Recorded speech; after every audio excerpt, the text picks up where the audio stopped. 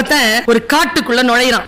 நாம தான் புதுசு, காடு புதுசு, நமக்கு தெரியாது காடு. இருட்டு வெளிச்சம் மாறி மாறி வருது. எப்படியோ பாதையை கண்டுபிடிச்சு போய்கிட்டே இருக்கிறோமா, திடீர்னு ஒரு பெரிய பாம்பு புத்து பார்த்த உடனே நின்னுட்டான். உள்ள இருந்து ஒரு பாம்பு அப்படி வந்து கருணாக உன்னை பாத்துருச்சு. இவன் பாம்பை பார்க்க, பாம்பை இவனை பாத்துருச்சு.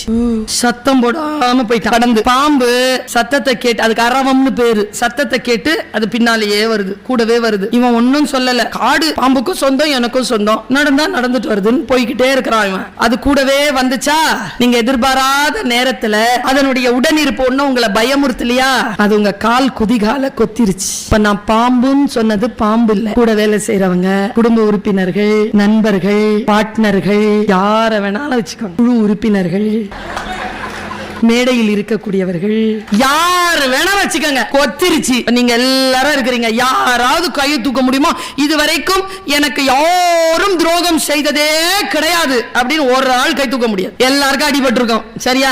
இப்ப நாம தான், நமக்கு ரெண்டு வாய்ப்பு. ஒண்ணு, நேரா அந்த பாம்பை தேடி போலாம்.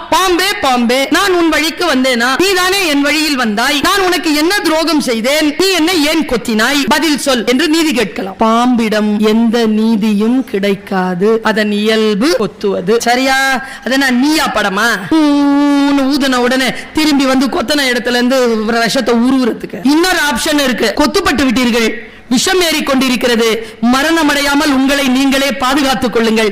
நீங்கள் அறம் சார்ந்தவர்களாக இருந்தால் first you treat the venom, don't chase the snake. அதை பழிவாங்கவோ அதற்கு பின்னால் போய் அதனிடத்தில் நியாயம் கேட்பதோ நீங்கள் நிறுத்திக் கொண்டு உங்களை நீங்கள் முதலில் பாதுகாத்துக் கொள்ளுங்கள். உங்கள் வாழ்க்கையை நீங்கள் பலம் கொண்ட மட்டும் எழுந்து நீங்கள் நிற்க வேண்டும். அந்த எழுந்து நிற்றலுக்கான கற்றல் உங்கள் மனதிலே ஆழமாக நிகழ வேண்டும்.